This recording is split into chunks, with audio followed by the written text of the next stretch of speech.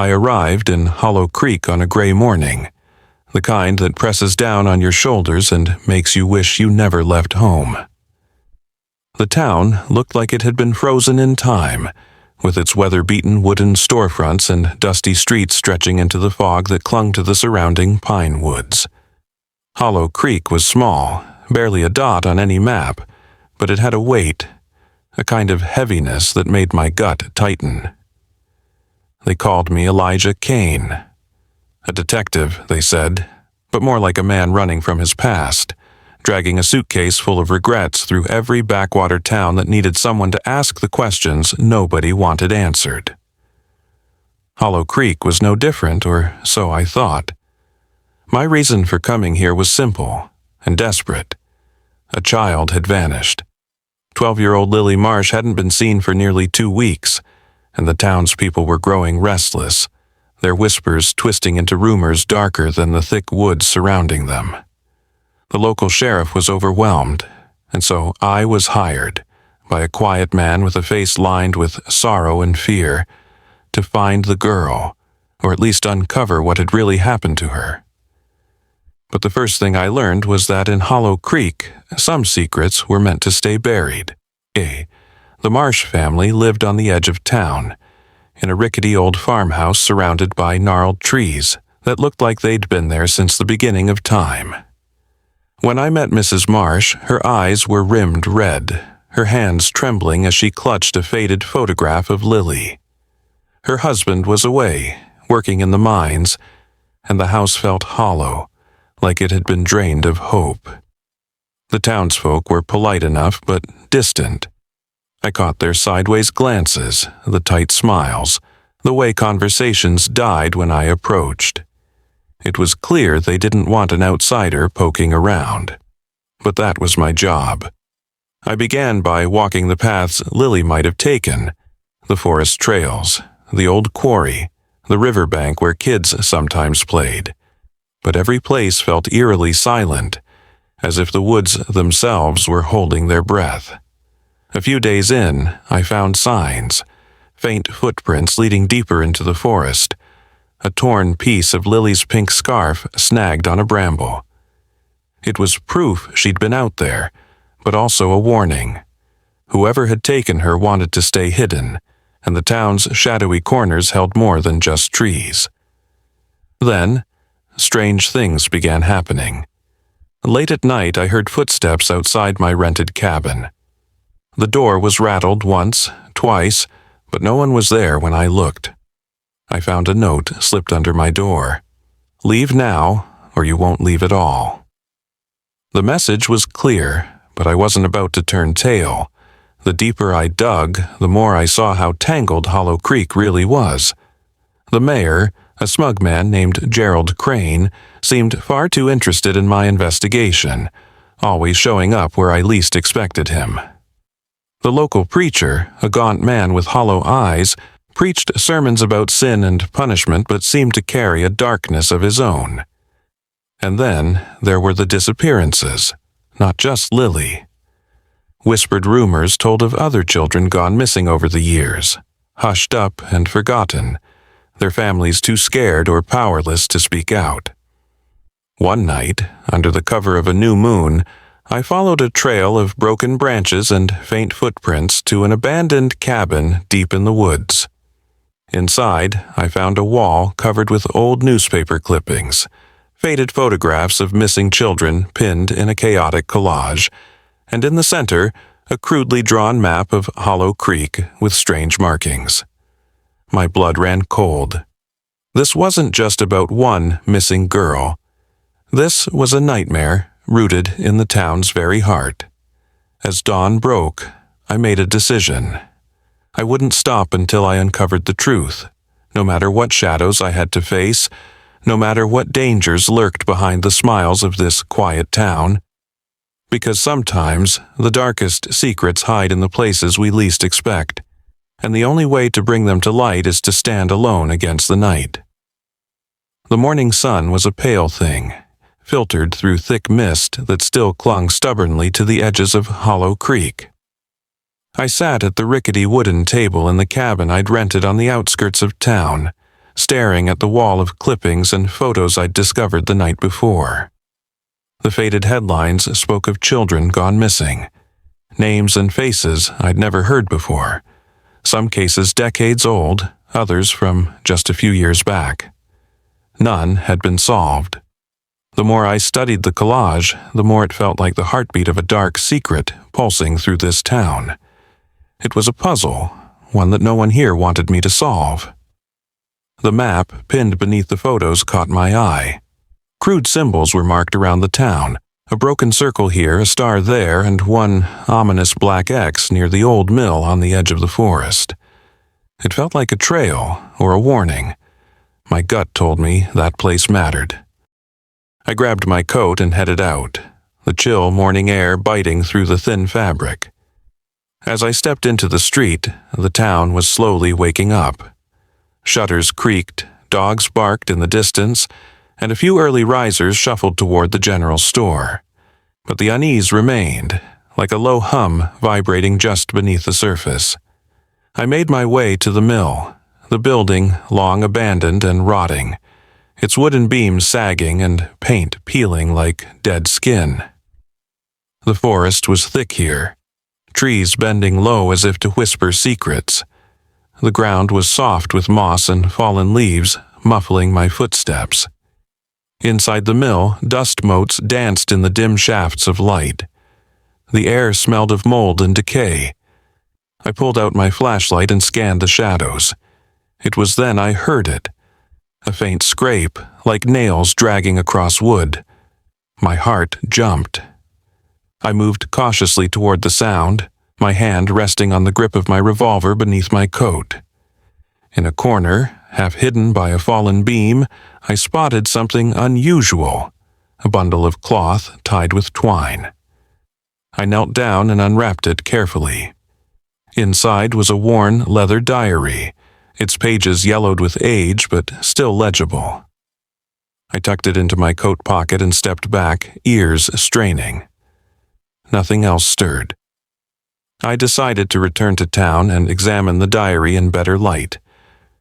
As I walked back, I couldn't shake the feeling of being watched. Back in the cabin, I lit a lantern and carefully opened the diary. The handwriting was cramped and hurried.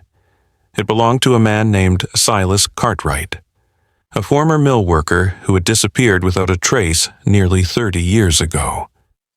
His last entries spoke of strange happenings, children vanishing, whispered voices in the woods, and a shadowy figure he called the Watcher.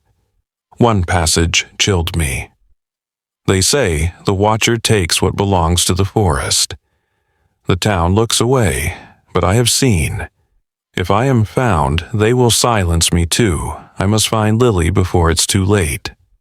Lily? The same name as the missing girl. I felt a cold knot tighten in my stomach.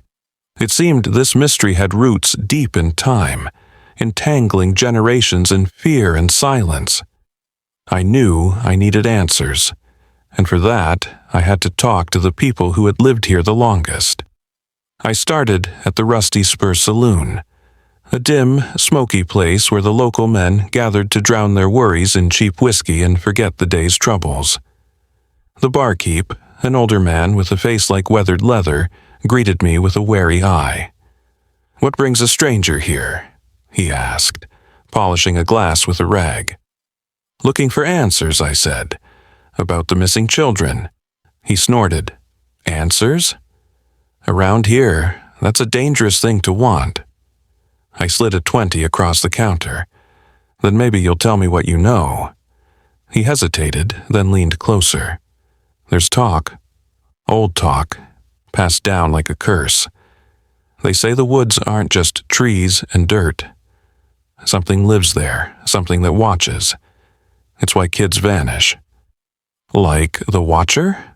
I asked, naming the figure from the diary. He nodded grimly. "Aye, some say it's a spirit, others say worse, but no one dares go after it." "Why not?" "Because the town's buried its own secrets.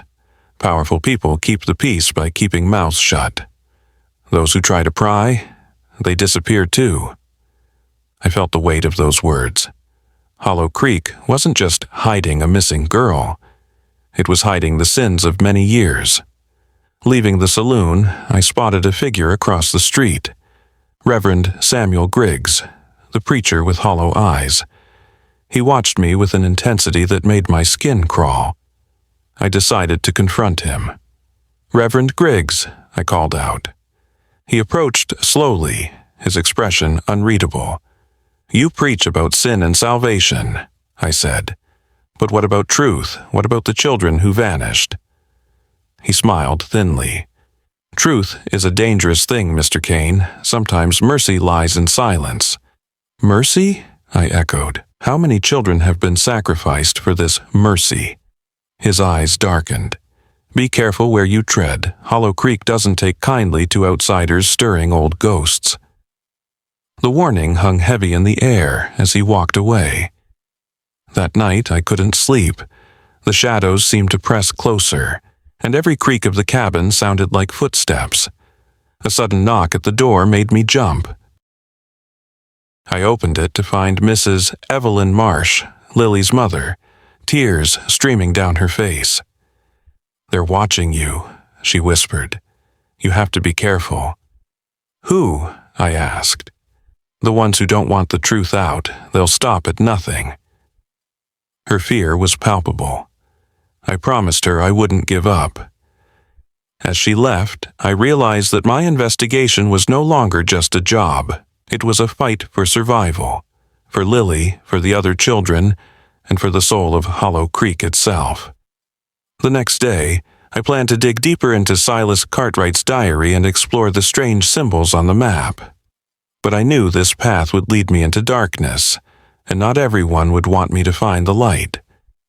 The dawn was reluctant to break through the dense canopy of pines surrounding Hollow Creek, their long shadows stretching like dark fingers across the town. I sat once more at my makeshift desk. The worn pages of Silas Cartwright's diary spread before me. The candle flickered as the wind whispered outside my window, carrying secrets older than any of us dared admit. Silas's handwriting, frantic in places, painted a picture of a man slowly consumed by the unseen horrors lurking in the woods. Day after day, he recorded disappearances, strange figures glimpsed in the fog, and the growing dread that something malevolent watched over the town. The more I read, the clearer it became. Hollow Creek's roots were tangled with darkness, and the missing children were only the beginning. I closed the diary and stepped outside. The town was stirring. People moved silently, their eyes downcast, as if avoiding invisible eyes. It was a town weighed down by fear and secrets, and I was the unwelcome ripple disturbing its uneasy surface. My first stop was the town library, a dusty, forgotten building that looked as old as the town itself. The librarian, Miss Agnes, was a gaunt woman with steel-gray hair and eyes sharp as a hawk's. She seemed to know everything and trust no one. "Detective Kane," she greeted me, her voice low and steady. "I imagine you've come for the records." I nodded. "I need to know more about the disappearances, any archives, newspapers, anything you have." She hesitated, then led me to a back room where piles of brittle newspapers and town records were stacked. As I sifted through them, a grim pattern emerged. Children vanished at roughly 10-year intervals, always in the late spring. Each case had been closed with little explanation, accidents, runaways, or blamed on the forest. But there was one name that caught my eye. Abigail Turner, a girl who had vanished exactly 10 years before Lily. I pulled out the clipping about Abigail. "Local girl disappears. Search continues in Hollow Creek Forest."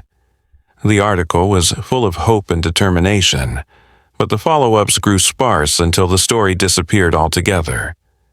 Curious, I asked Miss Agnes, "Do you know what happened to Abigail?" She lowered her voice. "Some say she was taken by the Watcher. Others say the town turned its back to protect itself." Her eyes flickered toward the window, as if afraid to be overheard. The name, the Watcher, lingered in the air like a curse. Later that afternoon, I met with Sheriff Tom Grady. A broad-shouldered man with lines of weariness etched into his face, he carried the weight of the town's troubles with reluctant grace. "You're poking around where you shouldn't," he said grimly as we sat on the porch of the sheriff's office. "People don't like questions here, especially about the past. I'm trying to find a girl who's missing. I think the past might have some answers." He sighed. "The forest isn't kind, but neither is the truth." I pressed him. "Who was Abigail Turner?" He looked away, jaw tight. "Her family left town after she disappeared. No one ever found out what happened. And you? What do you believe?" He met my eyes, tired but honest. "That there's something out there, something that's been taking the children for generations. And the town's leaders, they've covered it up, made deals with shadows to keep their own safe." My skin prickled. I was stirring a hornet's nest. That night, as I returned to the cabin, the wind had risen, carrying a cold bite that seemed unnatural for early spring. I heard voices outside, hushed, urgent. I crept toward the window and saw 3 men in long coats huddled near the edge of the woods, their faces obscured by shadow. One spoke in a low tone. "The marshal is asking too many questions. We can't let this unravel." Another replied, "If he keeps poking, the whole town's skeletons will tumble out." A third added, "We do what's necessary. No one interferes." The words chilled me to my core. I realized I wasn't just dealing with a local mystery. I was up against a secret society woven into the town's fabric, protectors of lies and keepers of terror. Days passed, and my investigation became a relentless chase against time. I met with more townsfolk, each with stories half told and eyes that darted nervously. A teacher who spoke of children terrified of the forest's edge. An old logger who swore he'd seen shadowy figures moving between the trees at dusk. A widow whose son vanished 20 years ago and who still refused to believe he was gone. Through it all, Lily's face haunted me, her bright eyes, the hope that she was still out there somewhere. One evening, as I reviewed Silas's diary again, a passage caught my eye that I'd missed before. "The key lies beneath the oldest pine, the one marked by the river's bend. The Watcher's prison is not made of stone, but of silence and fear. The oldest pine, the river's bend." I knew where to look next. I rose before dawn and made my way toward the river, the forest alive with the sounds of morning birds and rustling leaves. The path was narrow and overgrown, but the map in Silas's diary led me true. There, standing tall and alone, was the ancient pine. Its gnarled roots curled like sleeping serpents around the earth. I circled the tree, searching for anything unusual. Near its base, hidden beneath a thick layer of moss and dirt, I found a small wooden trapdoor, roughly hewn and chained shut. I pulled out my knife and worked the rusted lock free. Inside was a narrow passage, descending into darkness. My flashlight cut a pale circle in the black as I climbed down. The air was cold and damp, thick with the scent of earth and decay. At the bottom, I found a cavern, walls carved with strange symbols, the same markings from the map in Silas's diary. In the center lay a bundle, a small worn doll, a scrap of pink cloth. My heart clenched. Lily's scarf. Suddenly, footsteps echoed behind me. I spun around. Reverend Griggs stood at the mouth of the passage, his eyes gleaming with a terrible resolve. "You shouldn't have come here," he said, voice low and menacing. "Why are you protecting this?" I demanded. He smiled, a cold, empty smile. "Because the town needs the Watcher." "The Watcher?" I repeated. backing toward the stairs. He stepped forward, voice rising. A guardian, a necessary evil. Without it, Hollow Creek would be swallowed by chaos. The children are sacrifices for the greater good. I swallowed hard. You're lying. No, he said. I'm the only one who understands. You won't leave this place alive. The cavern walls seemed to close in. I reached for my gun, but he was faster, lunging toward me with a strength that belied his thin frame. The fight was desperate, a clash in the dark, until I managed to push him back and scramble up the stairs, slamming the trapdoor shut behind me. Breath ragged, heart pounding, I ran from the forest, the weight of the town's secrets heavier than ever. Hollow Creek was a place built on blood and silence, and if I wanted to save Lily, if I wanted to save myself, I'd have to face the darkness head-on. The forest seemed to breathe around me as I fled from the ancient pine, the trap door slamming shut behind me like the final heartbeat of a dying secret. Reverend Griggs's words echoed in my mind, chilling and relentless. The town needs the Watcher. What kind of madness demanded such sacrifice, and how many had paid the price? I burst into the early morning mist that clung to Hollow Creek's streets and hurried toward the town center. My mind raced, piecing together the fragments of dark truth I'd uncovered. A secret society protecting a sinister force hidden beneath the town. Children vanished as offerings to preserve a twisted peace. But if that was true, then who in Hollow Creek was brave enough to stand against it? I found myself drawn to the oldest building still standing, the faded white house of Martha Green, the town's unofficial historian and keeper of its whispered truths. Martha was a woman in her 70s with silver hair pulled tight into a bun and eyes sharp as the hawks that soared above the surrounding pines. I knocked on her door, which creaked open before I could call twice. "Detective Kane," she said, her voice raspy but warm. "I was expecting you." Inside, the house smelled of old paper and wild herbs. Walls were lined with books and dusty photographs, scraps of newspaper pinned in faded collages, a mirror of Silas's diary, but more complete. "I've been collecting stories," Martha explained, motioning toward a battered wooden table covered with notes. Stories no one else dared tell. I sat, eager to learn. She spoke slowly, as if weighing every word. The Watcher isn't just a ghost story, it's a legacy. Hollow Creek was founded on a dark pact, a covenant between settlers and a force older than this land. "What kind of force?" I asked, leaning in. "A guardian, some say, but guardians are not always kind. They demand tribute, blood, silence, obedience." Martha paused, her eyes flicking toward the window where the forest loomed. "For centuries, the town's leaders have kept this pact, hiding the truth behind closed doors and prayers. The children who disappear are sacrifices, meant to appease the Watcher and keep the town safe." I felt a chill spread through my bones. And the people? Do they all know? Some do, but most live in fear. The rest choose ignorance, believing it's better than the alternative. I ran my hand over the diary again, now seeing it in a new light.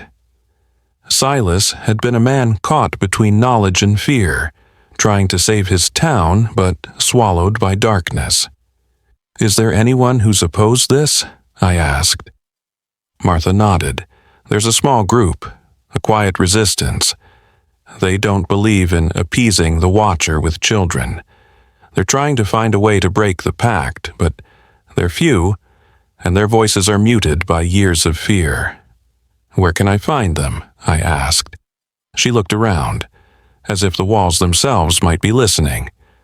"You'll find one of them tonight in the old chapel on the hill, a man named Jacob Reeves. But be careful, Elijah. Trust is a luxury few here can afford." I thanked her and left, my mind heavy with the weight of revelation. As night fell, I made my way to the chapel. The moon was a silver sliver in the sky, casting long shadows over the cracked stone steps. The door groaned open to reveal a dimly lit interior, where a man waited, tall, broad-shouldered, with piercing green eyes that seemed to see through the darkness.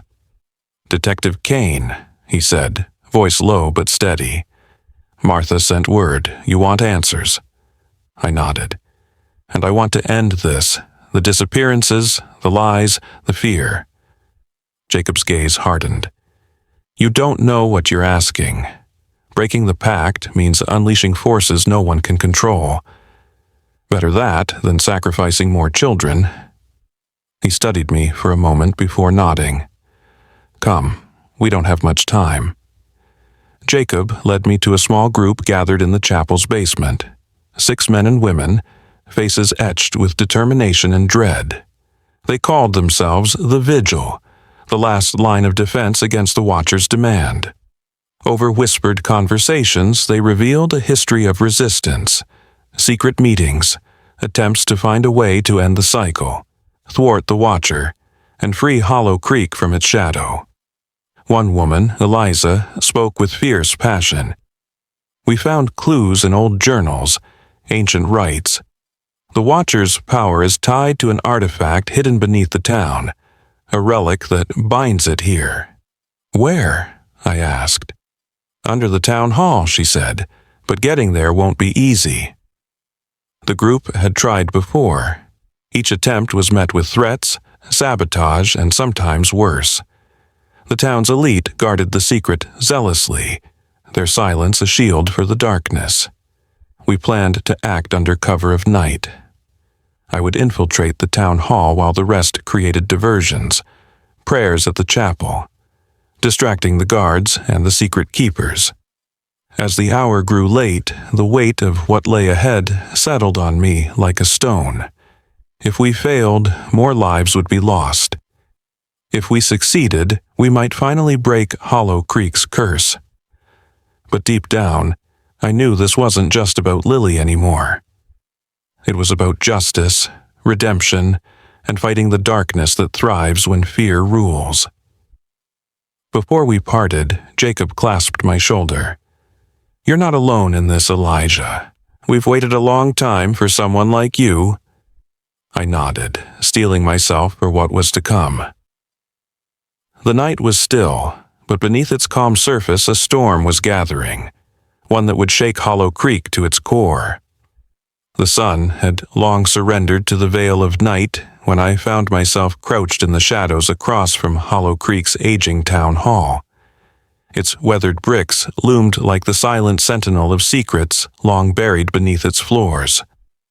The plan was set.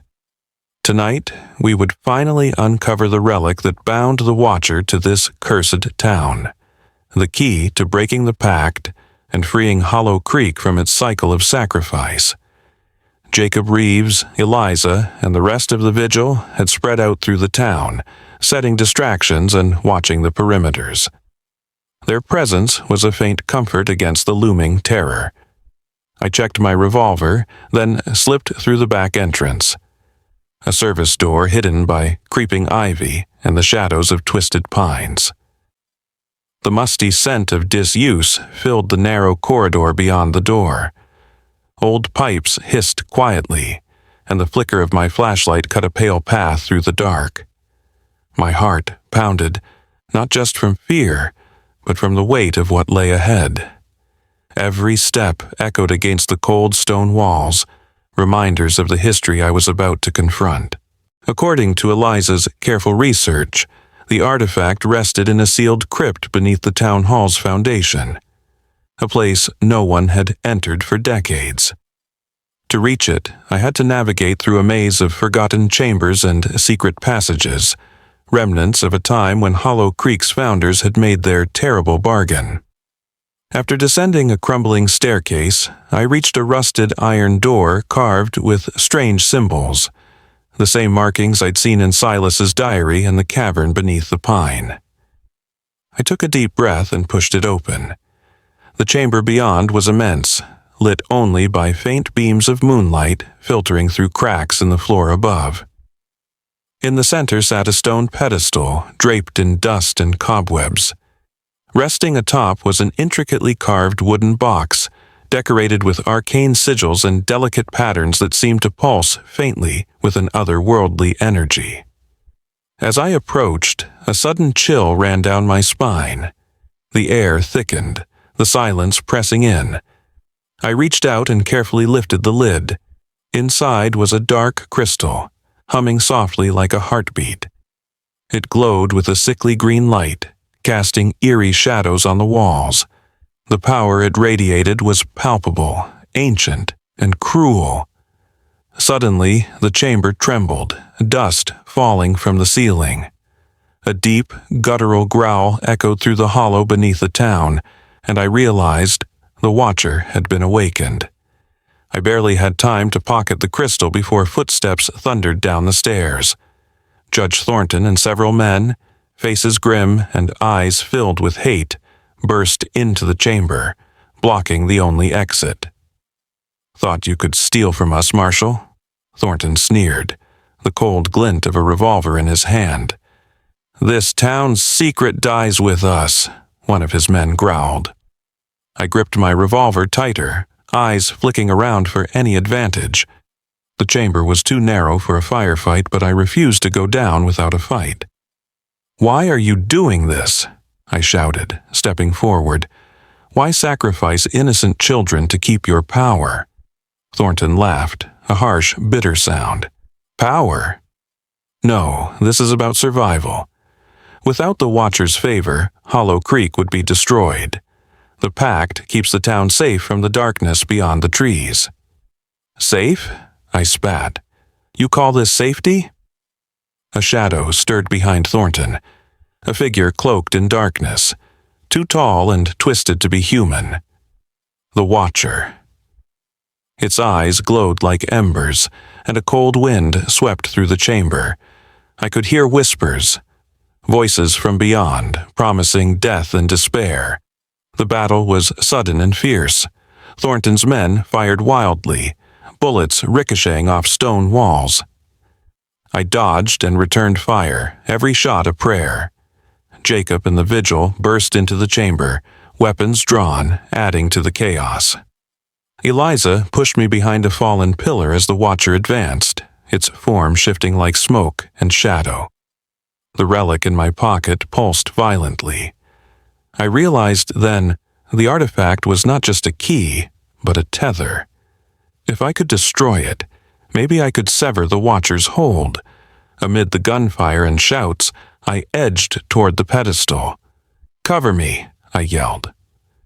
Jacob nodded, firing at the men to hold them back. I placed the crystal on the stone floor and raised my revolver, not to shoot, but to use the fire to shatter it. The moment the bullet hit, the crystal exploded in a blinding green light. The chamber shook violently, dust and debris raining down. The Watcher screamed, a sound that chilled the soul. Thornton screamed, clutching his ears as the creature writhed and faded, dissolving into shadows. The men dropped their weapons, fear overtaking rage. The pact was broken. As the dust settled, silence fell over the chamber, broken only by our ragged breaths. We had won, but at a cost I hadn't yet grasped. Outside, the first light of dawn painted the sky pink and gold. Hollow Creek was waking to a new reality, one without the Watcher's shadow but filled with uncertainty. The Vigil gathered, exhausted but victorious. Jacob clasped my shoulder, eyes shining with hope. "It's over, Elijah. The town can finally breathe." I looked back toward the forest, where the darkness still lingered like a fading nightmare. But for how long? I wondered aloud. Martha's words echoed, "Guardians are not always kind." The fight for Hollow Creek's soul was far from finished. The morning sun streamed hesitantly through the cracked windows of the town hall's chamber, scattering motes of dust like tiny ghosts dancing in the light. The relic's shattered pieces lay inert on the cold stone floor, the malevolent green glow extinguished forever, or so we hoped. But as I rubbed the grit from my eyes and tried to steady my breath, a bitter realization settled over me like the cold mist rising from the creek. Breaking. The Watcher's tether had torn a hole in Hollow Creek's fragile veil, and now the darkness beyond was stirring. The town was restless. Word of the night's chaos spread fast. Too fast. By noon, Hollow Creek's square was filled with whispering faces and nervous glances. Mothers clutched children tightly, men stared at shadows that weren't there, and even the usually impassive sheriff patrolled with a haunted gaze. The vigil met again that afternoon in the battered chapel on the hill, its stained glass windows casting fractured rainbows on their grim faces. Jacob's jaw was tight as he paced, his hands shaking slightly. Destroying the relic was the right move, but it's just the beginning. The Watcher's hold was ancient and deep-rooted. Its influence isn't bound to a single object anymore. We've stirred something far older, something more dangerous. Eliza nodded solemnly. I found records, older than any we'd seen before. Before the settlers arrived, before even the first pines grew here. The Watcher isn't just a guardian or a monster. It's a force of nature, a curse woven into the land itself. I felt the weight of that statement in my bones. The pact had been a desperate bargain to keep the darkness at bay. Now, the shield was broken. That night, the wind howled like a chorus of lost souls through the narrow streets of Hollow Creek. The forest seemed to press closer, its ancient limbs scraping against windows and doors. I sat in the dim light of Martha's house, poring over more fragments of old journals and notes she had gathered. She sat across from me, her eyes sharp but weary. "The Watcher's curse is a cycle," she said softly. "Sacrifice to keep the darkness sleeping, but the darkness never truly sleeps. Without offerings, it hunts." My thoughts flashed to the missing children, to Lily, the innocent faces caught in a game they never asked to play. Suddenly, a sharp knock rattled the door. My hand instinctively went to my revolver. Martha opened the door cautiously to reveal Samuel Mueller, the general store owner, his face pale and eyes wide with fear. "There's something in the woods," he gasped. "Animals gone mad, strange sounds, and people disappearing." The town's worst fears were coming true. Jacob called an emergency meeting. The vigil gathered under the chapel's crumbling roof once more, their faces grim in the flickering candlelight. "We underestimated the Watcher," Jacob said, voice grim. "It's not just a shadow to fear. It's a force reaching into the living. We have to act before more are lost." The question was, how? Eliza laid out an ancient rite described in the oldest texts Martha had uncovered. A ritual that could bind the Watcher back, but it required a sacrifice. A willing one to balance the scales and restore the veil. The room fell silent. I thought of Lily, of Marlo too, the seamstress who had almost been lost to false judgment. I swallowed hard. What kind of sacrifice? A blood sacrifice tied to the town's founding bloodline, Eliza whispered. Someone with roots deep in Hollow Creek's soil. The ritual demands someone to confront the Watcher face to face and offer their life to seal it away. A heavy silence pressed down. None of us were sure who fit the bill, or if anyone would volunteer. Days passed with eerie calm, but the tension was unbearable. The forest's hunger grew more apparent. Crops withered, animals vanished, and children's nightmares turned to waking screams. Then whispers began, old families, long estranged, whispered of bloodlines tied to the town's founders, and among them, a name kept surfacing. Mine. One cold evening, as I walked the empty streets toward the chapel, a figure stepped out of the shadows. "Detective Kane." The voice was low but steady. "We need to talk." It was my estranged father, Thomas Kane. I hadn't seen him in years, his absence a wound I had buried deep. "You're the bloodline Eliza spoke of," he said, eyes flickering with a mix of regret and urgency. "I didn't want you involved. I tried to leave this behind." "What is this really about?" I asked, heart pounding. He looked around nervously before speaking. "Our family's legacy in Hollow Creek goes beyond your badge or my failures. The founders made a pact, yes, but the bloodline holds the key to controlling the Watcher. Without someone to stand against it, the curse consumes everything." I shook my head, emotions swirling. "Why tell me now?" "Because the darkness is rising, Elijah, and it's waiting for you." The confrontation left me reeling. The vigil was wary of trusting him, but the knowledge he carried was crucial. That night, as I lay awake, the shadows seemed alive, whispering promises, threats, and secrets.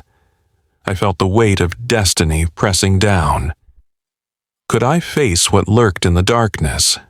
Could I protect this town, the people who trusted me, and the memory of those lost? The answers weren't clear, but one thing was certain. Hollow Creek's fight had only just begun. The chill in the air had settled deep into Hollow Creek, crawling beneath the skin like the slow creep of winter's frost. The night stretched long and unforgiving, and as I stepped outside the chapel where the vigil had gathered once again, my breath formed ghostly clouds in the frigid air. The town around me was silent, but the silence was a fragile thing, waiting to snap. Thomas Kane's return had stirred more than old wounds. It had cracked open secrets I'd hoped were buried forever. The legacy of my family, the bloodline tied to this cursed place, was no longer just a story whispered in dark corners. It was a weight I carried now, heavier than any badge or burden I'd known. Inside the chapel, Jacob and Eliza spoke in hushed tones, their faces etched with worry and resolve. The vigil was fractured but determined, a fragile alliance of those willing to stand against the darkness that sought to consume Hollow Creek. I found a quiet corner and let the silence wash over me, trying to piece together the fragments of my past with the nightmare unfolding around us. "You don't have to face this alone." Jacob's voice startled me, gentle but firm. "We all have a part to play, Elijah. Your bloodline is important, yes, but it's not just about sacrifice, it's about strength, and together we can fight." His words brought a flicker of warmth, but the fear in my chest didn't dissipate. Days bled into nights as preparations for the ritual consumed us. Eliza pored over ancient texts and cryptic manuscripts, searching for the exact incantations to bind the Watcher again. Martha Green's wisdom was invaluable. Her stories more than folklore now. They were the town's fragile blueprint for survival. Thomas revealed more about our bloodline, how the Kanes had been the first settlers, the reluctant bearers of a curse tied to Hollow Creek's foundation. Each generation carried the mark, a lineage both blessed and damned. "I left to protect you," Thomas confessed one evening, the firelight flickering shadows across his weathered face. "But the darkness has followed. Now it's your burden." I struggled with anger and confusion. How could a father abandon his own in the face of evil? Yet here he was, offering guidance and knowledge, a chance to fight back. As the ritual night approached, the town seemed to hold its breath. The forest was alive with restless whispers, the trees themselves seeming to lean closer, watching. We gathered at the old stone circle on the outskirts of town, a place where earth and sky met in cold reverence. Jacob, Eliza, Martha, Thomas, and the others formed a circle, chanting words in an ancient tongue, their voices weaving together with the rising wind. I stood at the center, the weight of my ancestors pressing down. The ritual demanded blood, not just in sacrifice but in truth. I cut my palm, letting the crimson drip onto the ancient stones, binding me to the land and to the fight. Suddenly, a scream shattered the night. We turned to see Eliza collapse, clutching her chest, as shadows writhed and spilled from the forest's edge. The Watcher was here. The ground trembled beneath our feet, and the air grew thick with a suffocating darkness. Jacob drew his weapon, firing into the shadows while others scrambled to protect Eliza. I felt the relic's shattered remnants in my pocket grow warm, a final echo of the power we'd broken, now calling to me. The Watcher emerged like smoke and bone, its form shifting, eyes burning with ancient fury. It spoke, not in words but in a chorus of voices that clawed at my mind. "You cannot bind what is eternal," it whispered. "Your bloodline is a cage, but I am the key." The battle that followed was unlike anything I'd ever faced. The Watcher's power was raw and terrifying, bending reality with every movement. Jacob and the others fought valiantly, but it was clear this was not a fight of bullets and brute force. It was a battle for the soul of Hollow Creek. In the midst of the chaos, I realized the true purpose of my bloodline. It was not merely to bind or sacrifice, but to understand, to face the Watcher, not as an enemy, but as a part of the balance. I stepped forward, raising my voice in defiance and plea, reaching out with the strength of my ancestors and the hope of the town. A silence fell. The Watcher paused, its eyes locking with mine in a moment that stretched beyond time.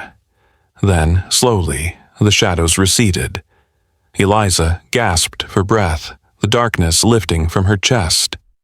The forest seemed to exhale, the oppressive weight easing for the first time in generations. But the victory was bittersweet. Jacob looked at me with a mixture of awe and sorrow. "This isn't the end," he said quietly. "It's a new beginning." Martha nodded, her eyes glistening. "The Watcher is bound for now, but its shadow will always linger." Thomas placed a steady hand on my shoulder. "You're the bridge, Elijah. Between past and future, darkness and light." As dawn broke over Hollow Creek, I stood on the hill overlooking the town. The mist curled around the trees like a promise and a warning. The battle had changed us all. The scars ran deep, but so did the hope. The days after the ritual passed in a haze of uneasy peace. Hollow Creek had survived the night, but the shadow of the Watcher lingered like a distant storm on the horizon. Even as the sun rose higher, the townsfolk whispered in hushed tones, eyes flicking nervously toward the thick pine line that guarded their borders. I stayed mostly at Martha's house, trying to piece together everything I'd learned, and preparing for what I suspected was only the beginning. Thomas had settled back into town, his presence a quiet reminder of the bloodline I could no longer deny. One evening, a knock came at the door just as the last rays of sunlight bled through the window panes. Standing there was a figure I hadn't seen since my early days in the force, a woman whose presence sent a shock through my bones. "Detective Kane," she said, voice cool but urgent. "We need to talk." Her name was Evelyn Harper, a former agent from the Federal Bureau with ties to strange cases across the West. She'd arrived months ago, but until now had kept her distance. Now she held a file thick with reports, old and new. "Your town," she said, "is not the only one haunted by the Watcher. I've been tracking similar occurrences, disappearances, strange rituals, unexplainable darkness." I gestured for her to come in, heart pounding with a mixture of relief and dread. Over cups of strong coffee, Evelyn laid out her findings. The Watcher was not merely a local myth or curse, it was an ancient force, spreading its tendrils across territories, feeding off fear and sacrifice. Many towns have tried to fight it, she said, but none have succeeded long term. The Watcher adapts, it learns, changes. I thought of our recent battle, of how the Watcher had spoken of my bloodline as a cage and a key. That cryptic message gnawed at me. How do we stop it for good? I asked. Evelyn shook her head. I don't know if stop is possible, but there's a way to contain it, to sever its reach, at least temporarily. She revealed a map marked with locations, each a site of ancient power linked to the Watcher's influence. These places form a network. If we disrupt the nodes, we can weaken the Watcher's hold. The revelation changed everything. Our fight was no longer just for Hollow Creek, it was part of a vast, unfolding battle. The next days were a blur of preparation and unease. We couldn't stay idle, but moving against an entity so ancient required precision and courage. Jacob, Eliza, Martha, Thomas, Evelyn, and I formed a fragile alliance, each bringing strengths and scars. We planned an expedition to the nearest node, a forsaken mining town called Black Hollow, deep in the mountains and shrouded in eerie legends. Before we left, I wandered Hollow Creek's streets, the weight of responsibility heavy on my shoulders. The people looked to me now, not just as a marshal or protector, but as a symbol of resistance, the bloodline bearer, the bridge. Children played in the dusty lanes, unaware of the darkness we battled. Mothers whispered prayers. The old-timers watched with wary eyes. I promised myself then, no matter the cost, I would fight for their future. The journey to Black Hollow was treacherous. The mountains loomed like silent giants, jagged peaks piercing the clouds. We traveled by horseback and foot, the terrain growing wilder with every mile. At night, we camped under the stars, sharing stories and fears. One night, as we settled around the fire, Eliza revealed the truth about her own past, how her family had been victims of the Watcher's curse generations ago. Her voice trembled with pain and determination. We're not just fighting for Hollow Creek, she said. We're fighting to end this nightmare for everyone. When we reached Black Hollow, the town was a ghost of itself. Abandoned buildings swallowed by weeds, creaking signs swinging in the cold wind. An oppressive silence hung over the place. We set up camp in the remains of the old town hall. That night, as the moon rose full and pale, strange sounds echoed through the empty streets. Whispers on the wind, footsteps where none should be. Suddenly, shadows detached themselves from the trees, creeping toward us. The Watcher's influence was strong here. The ritual to sever the node's power required us to place ancient talismans at key points around the town, chanting incantations to bind the darkness. But as we worked, the Watcher's presence grew more tangible, an invisible weight pressing down on our minds, sowing doubt and fear. At one point, Thomas disappeared into the shadows. We searched frantically, our voices swallowed by the night. When we found him, he was standing before a collapsed mine entrance, staring into the abyss. I heard it calling, he whispered, saying it could set us free if we let it. The moment was a test of will. We knew the Watcher sought to fracture us, to turn our own fears and weaknesses against us. But standing together, we completed the ritual, the talismans glowing with an otherworldly light. A wave of energy surged through the town, and for the first time, the oppressive darkness seemed to retreat. Exhausted but victorious, we rode back toward Hollow Creek, the knowledge that our fight had only just begun pressing down heavier than ever. The network remained, and the Watcher's tendrils spread like a cancer through the land. Back home, I stared at my reflection, eyes haunted but resolute. The bloodline wasn't just a curse, it was a promise a promise to protect. The long journey back to Hollow Creek had left us all weary, yet resolute. The fading glow of the talismans we'd placed in Black Hollow had weakened one of the Watcher's nodes, but it was clear the ancient force was far from defeated. As we approached the familiar borders of our town, I could feel the eyes of its people on me, on us, the fragile alliance that had dared to challenge darkness itself. The townsfolk whispered of hope and fear in the same breath, the scars of old battles still raw, but their spirits refusing to break. That night, under a sky mottled with restless stars, the vigil convened to plan our next move. Evelyn shared reports from distant places where shadows lengthened under the Watcher's creeping influence. Every node disrupted seemed to slow the force, but also stirred it to greater rage. Our victories were merely temporary. The Watcher was adapting, growing smarter, exploiting the fractures between us. Trust became our most precious commodity and our greatest vulnerability. Thomas, once an outsider, now stood beside me as both mentor and kin, revealing more of the Kane family's hidden lore. Stories of sacrifices made, blood spilled to keep the Watcher chained, and a prophecy that one day a bearer of our bloodline would face the entity not with weapons or magic, but with understanding and unity. As I absorbed his words, the weight of that destiny pressed deeper into my soul. Days bled into weeks, and our small town began preparations for the final confrontation. Eliza, with her unwavering courage, trained the remaining vigil members in ancient rites and warding techniques, while Martha's knowledge of the land and its secrets guided us to forgotten places of power.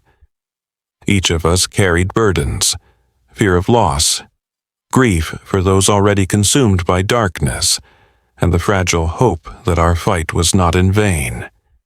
Then came the night the shadows claimed another. A child vanished from her bed, the air thick with dread. The Watcher was sending a message. It was not done hunting, not done sowing terror. Our resolve hardened. We decided to strike at the heart of the Watcher's domain, a place few dared speak of.